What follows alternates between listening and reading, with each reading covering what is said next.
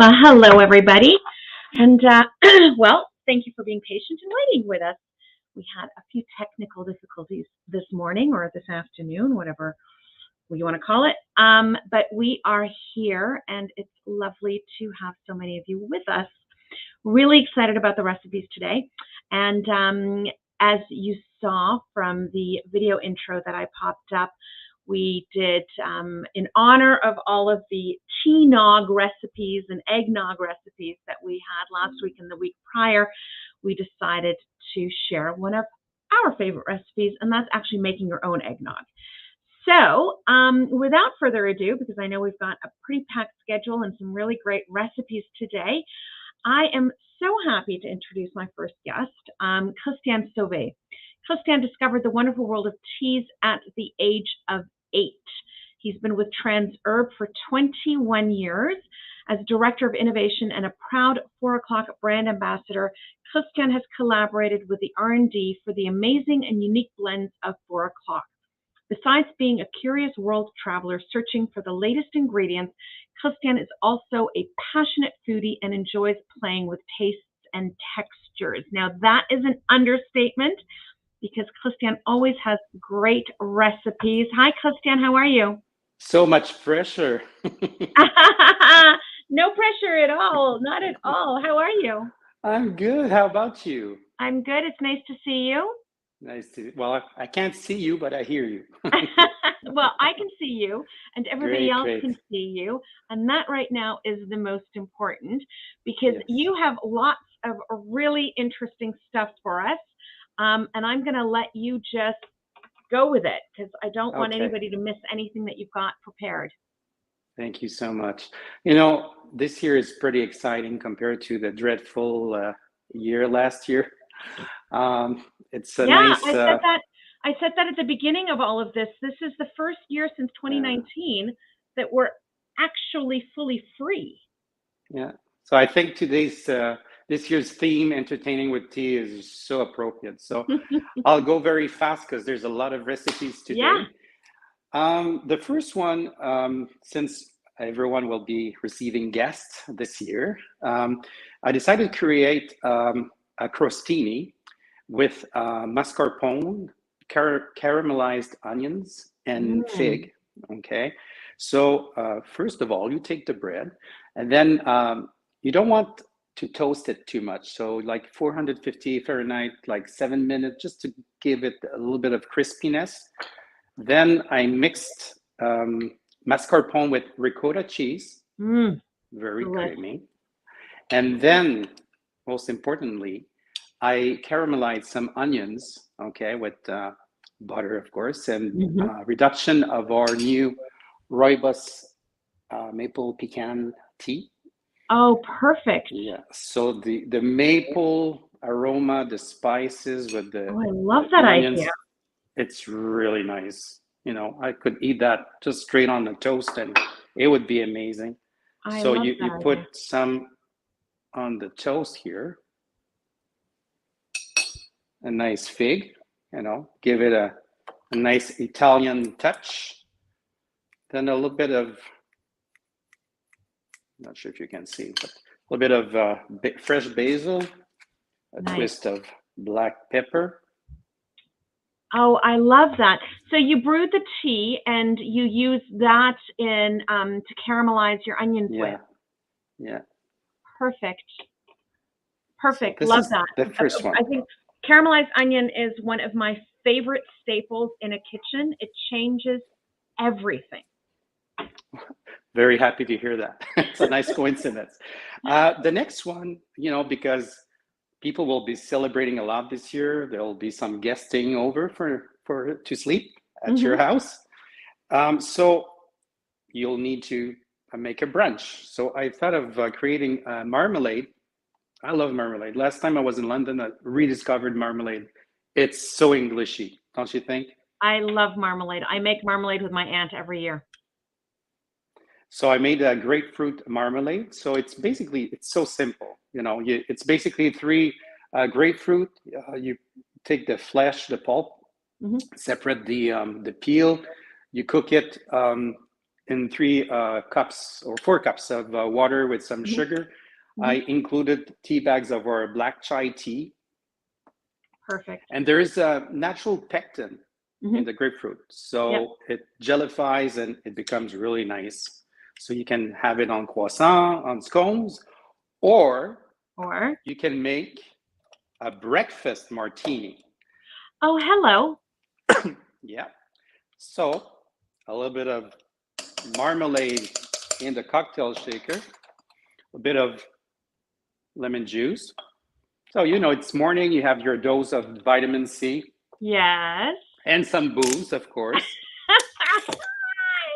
It's Christmas time. So 2 ounces of dry gin. Yeah. I love the London dry gin. Yeah. A little bit of triple sec, or it can be Grand Marnier. Yeah. Not too much. Just a tad. And then you stir it up a bit, just so the blend can be homogeneous. Give it a shake. Sorry. That's okay. This is okay. So I have to tell you, I've seen a lot of recipes, but I've never seen a marmalade in a martini. Why not? You're absolutely right. Why not? I love that. And then, so of much. course, what would be a cocktail without a twist of orange? I like to squeeze, and it releases the natural oil from the orange. Yeah. This time I'll give it a... You have to take the tickle out of your throat. We're not in Kansas anymore. We're definitely not in Kansas anymore. That's amazing. The next one is also a boozy drink.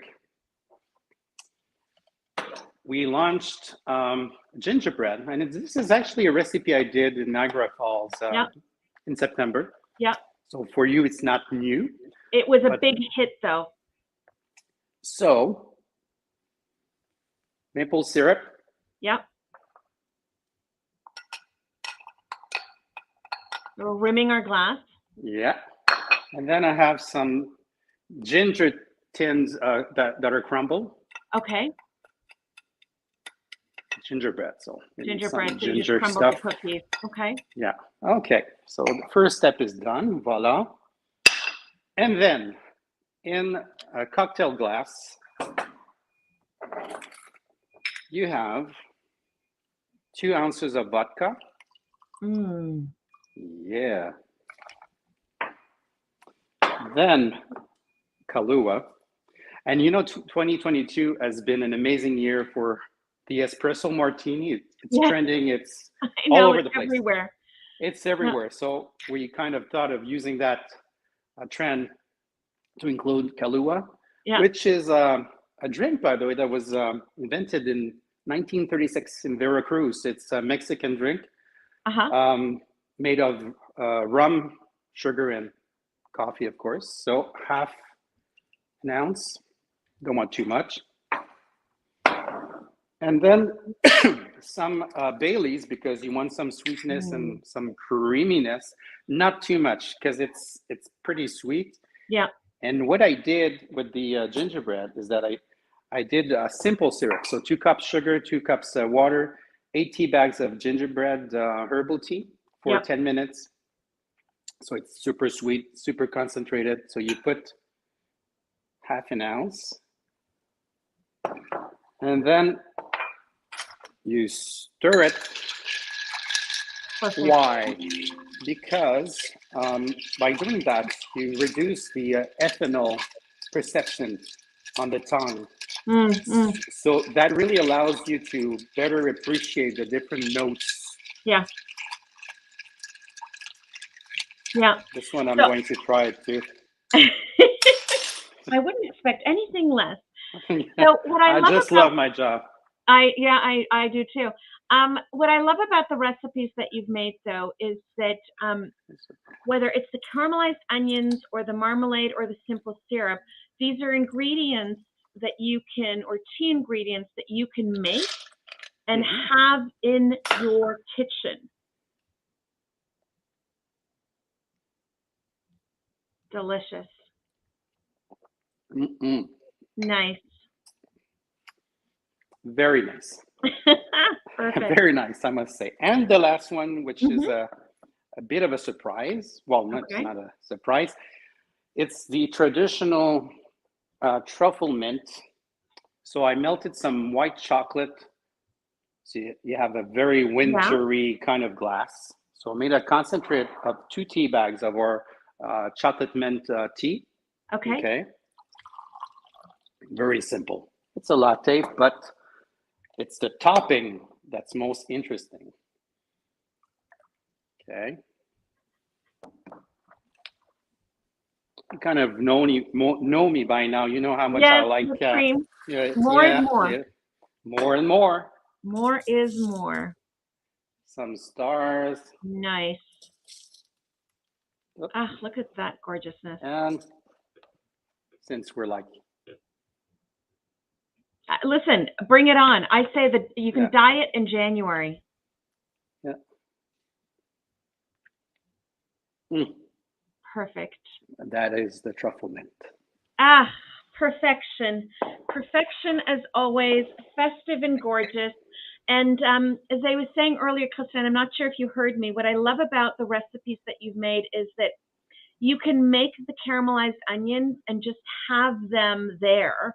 You can make the marmalade and have it in your fridge. You can make the simple syrup and have, do you know what I mean? Like you can just Yeah, prepare these things and have them as staples that you can reach to in your kitchen to make something really special. I love it. yeah. That's a very good point because very often when we receive people, we're like stressed and there's so many things to do. So when you have stuff that are already prepared, you're absolutely right. And like the marmalade, I mean, I mentioned scones and croissant, but Yeah. it can go on old Amsterdam cheese. It can Yep. go on the old cheddar. The caramelized can go on a pate on cheese as Yeah. well. So it's very versatile. Yeah. So, when you have guests coming over, even if they come by surprise, you have something you can pull out from the fridge and prepare something very quickly. I love it. So I'm going to give you my my caramelized onion tip. So as I said, I love caramelized onions, and the key to caramelized onions is patience, right? And time, lots of Yeah. time. So it's not something you can do last minute. So I make a huge batch of caramelized onions in my slow cooker. I Oh, let it go all day long. I make a big batch, and then I freeze it. what a great idea. So I just have it when you don't have the time and the patience, but you want the deep flavor of caramelized onions. I'll keep Yeah. that in mind for So sure. I'm gonna add your tea to it next time. I love that. Well, it's always lovely to see you, Christian. Thank you. Merry My Christmas. pleasure. Merry Christmas. Take care. I You wish too. everyone happy Christmas, happy holidays, health, very important, joy, love, excitement, travels for 2023. All of the above. Thank you. My pleasure. See you soon. Bye bye. Take care. You too. Bye. Ah, what fun recipes. All right. So, marmalade in my cocktail is not something I have ever even thought about, but I'm going home and doing that. Because as I said, I make a batch of marmalade with my aunt every single year, and we do have a batch from this year sitting in my fridge. And that may or may not be the cocktail for this evening. We shall see. So, with that, I am very happy to introduce my next guest, who I know has a whole pile of gorgeous, delicious recipes for us. Teresa Lemieux is a certified tea sommelier by the Tea and Herbal Association of Canada and a food blogger at theeverythingkitchen.ca. If you don't know her site, go check it out. She's got gorgeous recipes on it, where she cooks and bakes with tea. She's a frequent contributor to our SIP magazine. She writes about all aspects of tea, including health, tea and food pairings, and trends in global tea culture. Teresa has hosted online tea tastings for WNED, Buffalo, Toronto Public Media, as well as loads of private tastings, I know, both virtually and in person. She firmly believes that there's always time for a cup of tea. As I said, do follow her on Facebook and Instagram at the the_everything_kitchen.ca. She's got some really, really fun stuff, and I think some interesting ways of looking at recipes, because she not only loves tea, she loves food and cooking, and that combination is always a marriage made in heaven. Hello, Teresa. Hello, Shavnan. Oh, wow, that was the best introduction ever. I don't think it's the best for more than that. That was pretty good. Well, we try. I love what you do, so Oh, it's thank lovely you to so see much. you. So you know what? So you know what was great about that last presentation? I was totally caught on the marmalade and the cocktail as well. Yeah. And it's interesting to hear you say that you had never thought of adding marmalade to a cocktail, because I remember when taking the tea sommelier program, you teaching us that some people put jam in tea. You're right. And that was a revelation for me. And at first I was like, what now? And then I love it. So no, and you're absolutely right, because you're absolutely right.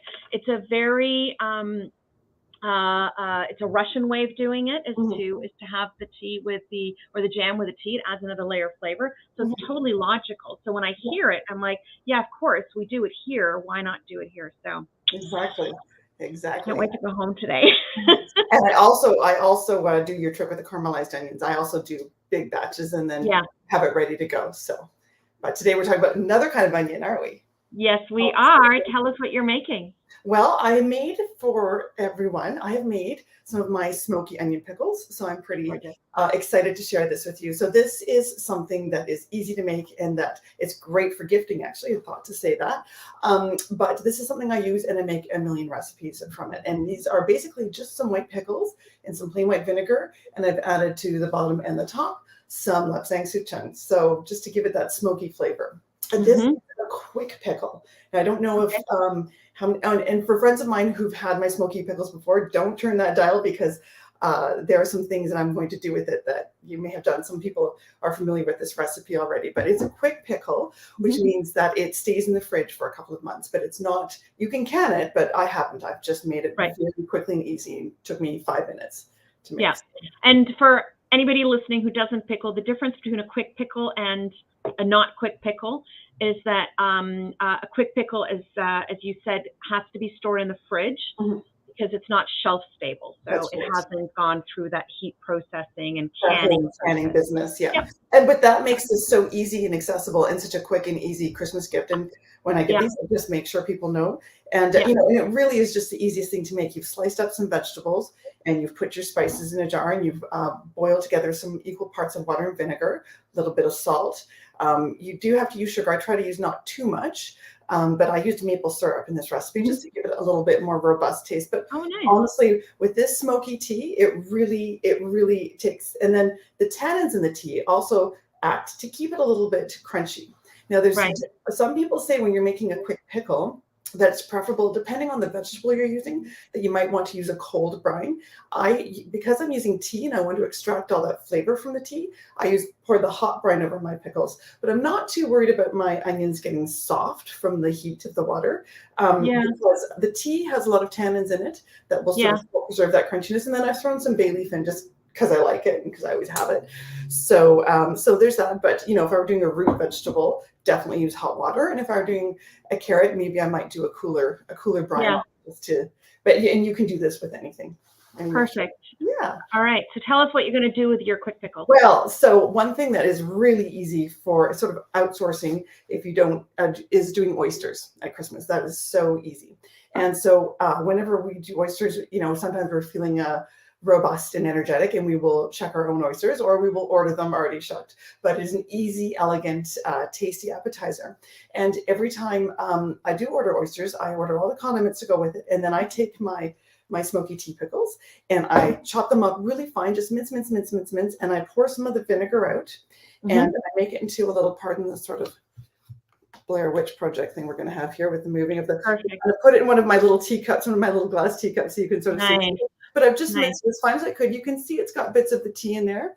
And I put a bit more onion than is often seen in a vinaigrette, just because I like it. And I will tell you this, and I ask people every time, I say, so which of the toppings for your oyster was your favorite? And they always say this one. And I had one guest stand up and yell, that is awesome. So he's invited back anytime. No kidding. So that's your twist on a classic mignonette. that's my twist on the classic mignonette, and it gives that lovely smoky oniony flavor, and the onions are just softened by the pickling process, and it just is really, it's my favorite too. So I will definitely be trying that one. All right. All right. And so then the next thing I do with it is basically just to make it into a vinaigrette, which is really like this, but one step further, adding just a few more ingredients. Why don't I show you what I'm doing here? So basically, I've taken some of the vinegar. It's taken a lovely color from the tea. I've also minced some more. Oh, did I forget a little? Of course, I knew I'd forget one thing. I'll have to do this. This will be fun. I've got my some of my minced onions here. I did quite a bit here, but maybe about a third of a cup of vinegar to maybe a half a cup of onions. So I've really got a lot of them in there. Now, Kozlik's makes a smoky mustard that I just love, and I couldn't find any, so I've used some of their honey garlic, which is lovely. Okay. And I put that in. Now, anyone who knows me knows that I believe garlic should start in a recipe at about 4 to 6 cloves and go up from there.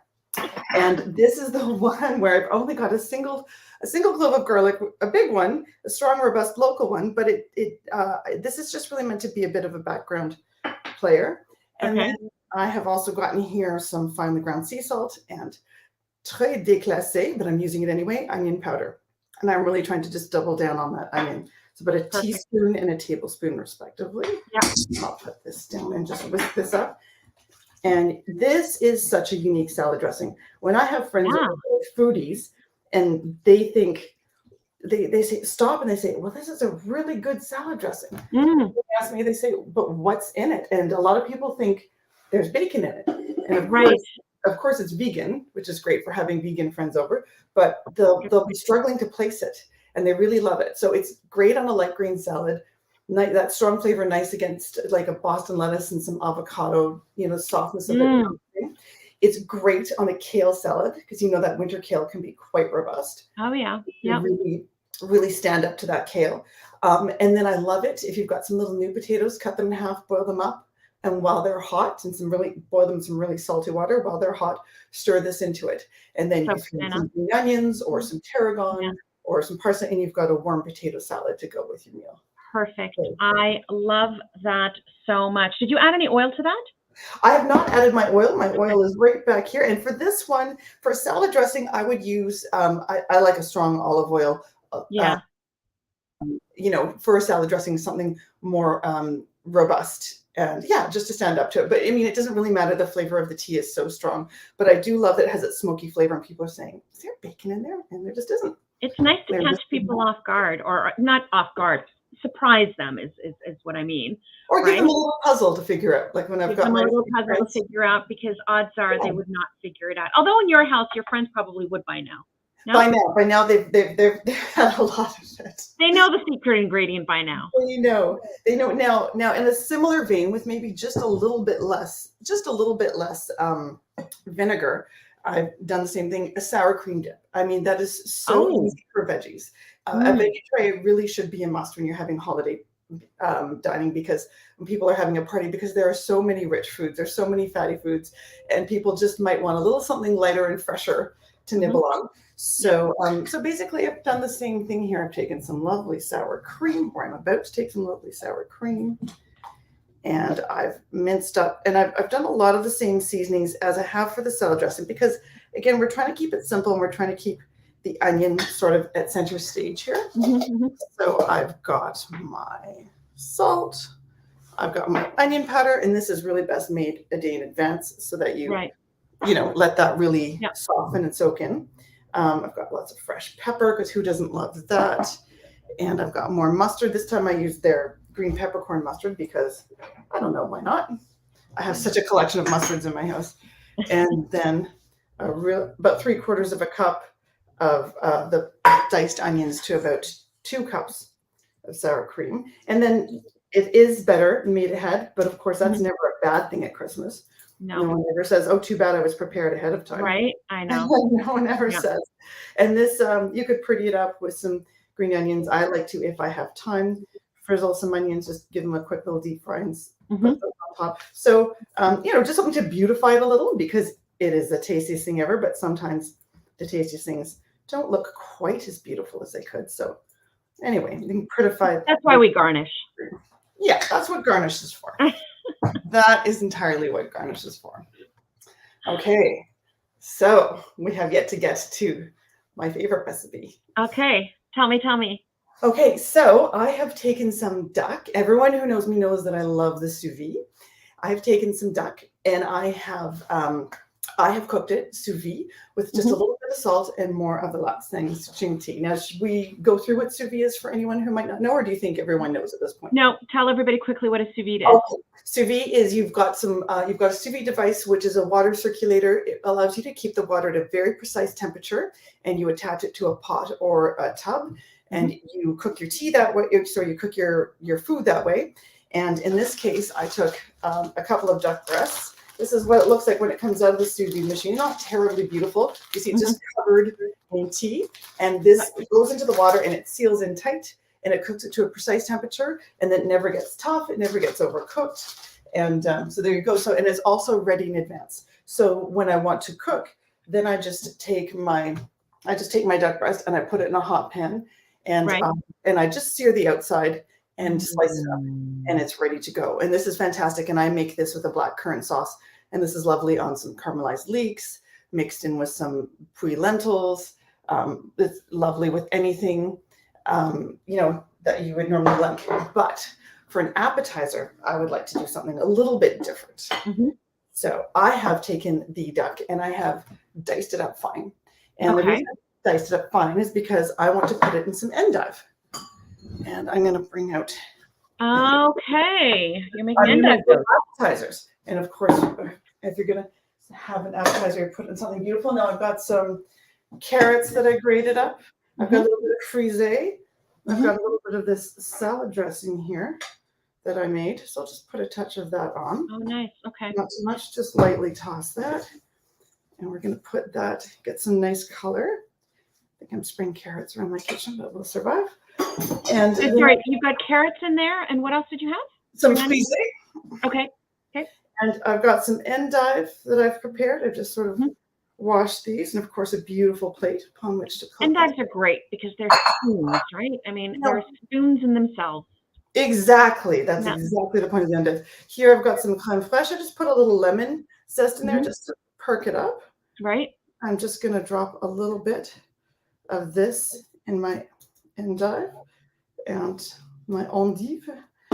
Just put a little bit of that in there. And then I'm going to put a little bit of my duck, and I've diced it fine because I took a course on sous vide. George Brown, this brilliant chef, Brent Leach, who I just absolutely adored, thought he was so clever. And he said, the work is done in the kitchen. You don't make your guests struggle to work for the food. So I don't want someone biting a slice of duck and pulling it out with their teeth and having it fall down their beautiful dress that they wore to my house. I'm going to make it easy for them. Yeah. And then we can sprinkle on a little bit of this for a little bit of flavor and texture. And the other thing that I have, so I did wash my hands. The other thing that I have, and this is something that I do all the time. We talk about food that we have easily prepared. Every week I buy purple cabbage and I dice it up fine and I put some salt on it. I got this tip from my very clever friend, Andrea. She's a great cook. And then I have taken some of the, I'd salted a little bit and sort of let it wilt. So it's got a bit of crunch, but it's not rubbery. And then I put just a teeny bit of the smoky onion pickle vinegar on it, and then some more of the minced pickle onion, onion. And then we've just got a little bit of color here. So I've just added a little bit of color to my appetizers so that you can see, it's a little pretty. So it's got a little more crunch to it. Yeah. Got a little color. And probably really unique. I'm guessing that your guests will not have necessarily had something like that before.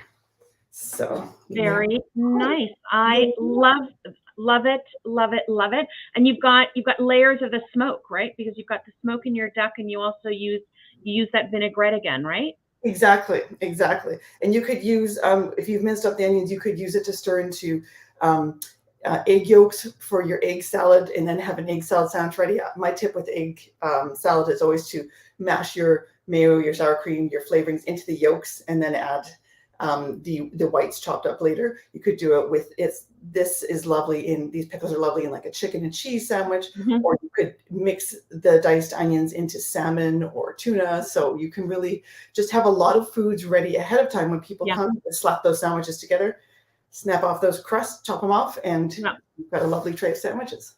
Love it. And what I love about this, Teresa, is very much the same thing that I said with Christian's, is that you have these pickles and you've made those ahead of time. And that is your star, that's your flavor, that's your everything, right? That then makes everything else that you do so special and so unique. I mean, you use that pickle in how many different recipes today? Yes, exactly. The pickles work really well, and the sous vide, having the duck ready in advance. You can do that duck a week in advance and have it in the fridge, and then just brown it and get using it right that day. So real time saver. Fabulous. All right. So I am a pickle lover. I do quick pickles all the time. I haven't done lapsang with mine yet, but I will. And I've tried your pickles, so they are delicious. I can attest for everybody that they really are quite yum. So good to see you, Teresa. Thank you for sharing. Thank you so much for having me. And Merry Christmas and Happy Holidays to everybody. Merry Christmas to you and a Happy New Year. See you again soon. See you soon. Bye. Bye-bye. Bye. All right. One jar of pickles makes so many delicious things. You see how easy it is sometimes. It does not have to be as complicated as you tend to, or we tend to sometimes think that it is. I know that the holidays are overwhelming. So let me introduce my next guest, Tori Brown. Tori is the CEO of Vic and Joe Tea Company, and yes, she is a certified TAC tea sommelier. I hope that you see a trend going here at what fabulous creativity and wonderful things that our tea sommeliers are doing. Vic and Joe Tea Company is a celebration of all things tea, from curating special tea moments in your life, wearing your love for tea in their apparel collection, and providing fun, interactive ways to educate those who are just starting their tea journey. Hi, Tori. How are you? Good. How are you? I'm good. It's so nice to see you. You too. Thanks for having me. I'm so excited to be here, and also picking up some tips from Teresa on what I'll be serving at my family holiday feast. So this is what I say all the time, is that, you know what, I don't care if you're an expert in any of this or a beginner, there is always something to pick up from somebody. I learn something every single time. Yes, amazing. So tell us what you're going to be sharing with us today, Tori. So today we are going to do, this is last week, very fitting. I know you were chatting with Michael about eggnog and like how many people in Canada drink eggnog, and then Michael was chatting about hojicha. So today we're going to do some eggnog hojicha recipes. Yum. And we are going to start with a fortified eggnog that is a very adult beverage in the amount of alcohol that's going into it. I kind of think that's the only way to drink eggnog, personally. Yeah, I mean, I know I knew I wouldn't be a hard sell for you, this recipe. And a lot of people out there. But when I go in the kitchen, if I'm committing to going to the kitchen, I want to be able to do more than one thing as well. So I have a second recipe too, making cheesecake bars with it. So you can start with like the base of making your own eggnog, and then take it into making a fortified drink, and also into a non-alcoholic baked good that you can serve too. So perfect. Yeah. All right. So this was inspired by last month I was in Singapore for a few days, and I couldn't get over, like, hojicha was everywhere. And so I actually developed an addiction to it within 3 days. There was like cakes and soft serve and all sorts of different like drinks and cocktails made with it. And I think it's kind of the next big thing that will hopefully make it over to Canada soon, in the same kind of popularity that matcha is seeing here. So for this recipe, I'm a big believer in making eggnog from scratch. It is an annual tradition in our household. And it's actually super easy too. So basically all you need is a bunch of eggs, Yeah. sugar, all these good things. And then we're also going to add some alcohol to it as well. So this recipe for the aged eggnog is something that you will need a little bit of patience for, because you will not be able to consume it right away. Right. So if you do want to do it this year, you can actually do it and age it till next Christmas. As well. So the first step is we have to make our dairy mix, which consists of half and half, cream, whole milk, and whipping cream. And I've been really into cold brewing, right? Maybe because I'm lazy inherently, but I love the flavors that come out of it. So I've been experimenting with cold brewing with different things. So I actually cold brewed the hojicha right into the dairy mix. So you can take a jar or anything that you have, and you'll want to do this like the night before you're deciding to actually prepare the eggnog. You can throw the hojicha leaves in the bottom. And it's nice because that roasted smoky flavor is going to come out into the dairy mix. And you can leave that in your fridge overnight, and it's going to turn out, this is the least attractive part, is when you take it out of the fridge. And then strain out the leaves. And then that's when you're going to be able to add in all the other ingredients to it as well. So if you look at the recipe that I provided, you'll see that there's about 6 cups of milk or dairy in this. You can also do it with oat milk as well. Not the same richness, but it's hard to eat original dairy milk. And then there's actually about 3 cups of alcohol in it. So there's a So there is that is a very adult eggnog. All right. It is a very adult eggnog, and for anyone that's concerned, it does sterilize it after a few weeks by fortifying it. So you're going to want to take a dark rum, whatever your favorite is, a bourbon, and like there's so many different flavor profiles in bourbons too. So that can really impact the flavor that you want to get out of it.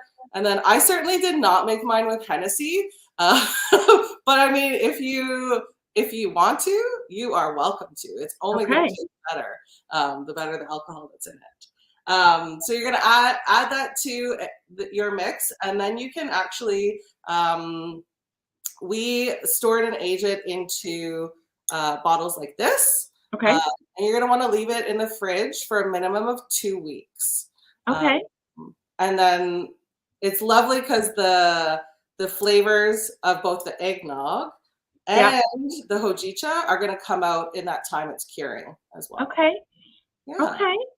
So you could make it today and have it for New Year's Eve. Yes, actually, this batch that I have here is our New Year's eggnog. So there you go. Right, it's the 14th today, so 2 weeks. Yeah, you could you just make it in time for New Year's. Yeah, absolutely. And I don't know why we don't drink eggnog outside of the holidays too. It's delicious. Should be a year-round drink. And then one of the key things in both of these recipes is if you have access to get fresh nutmeg. This was one of my first times working with fresh nutmeg, and I love it. They're adorable. It really makes a huge difference in the flavor. So if you have that, please go with it. And then I love serving things and using those teacups around the house that are just sitting there collecting dust. So I encourage you to put your eggnog in there, or if you have a festive holiday cup, you can do a lovely candy cane rim. Oh my God, Miss National Lampoon's Christmas Vacation. And then if your cousin Eddie comes over, shenanigans will ensue. Perfect.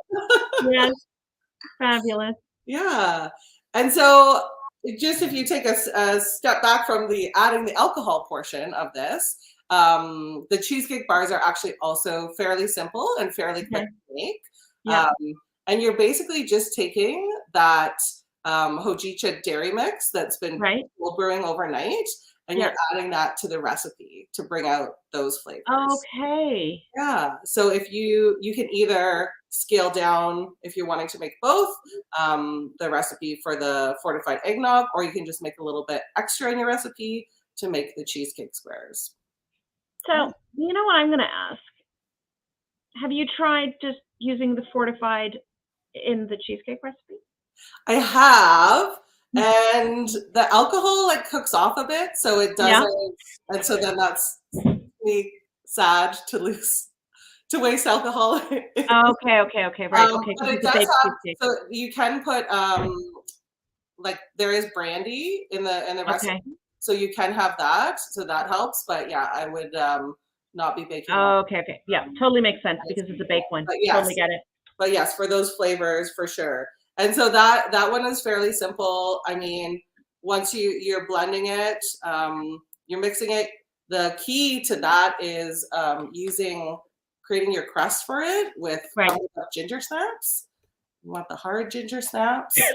Yeah, and then it comes out looking like these little squares. Gorgeous. Which you can actually either garnish with if you want to put candy canes on, but I like it pure to get the tea flavor to really taste the hojicha. So these ones I've dusted with nutmeg and actually powdered hojicha on top as well. I was just going to say, I'm thinking of the powdered hojicha that Rico used last week, and that dusted perfect. Love that. Yeah, so you can buy it dusted, or if you have a little mill at home, you can exactly make it yourself. Yeah. Absolutely. Love those recipes. Thank you so much. I have to be honest with you. I've made eggnog once. I've never done fortified, so I may or may not make it onto my list of things to do.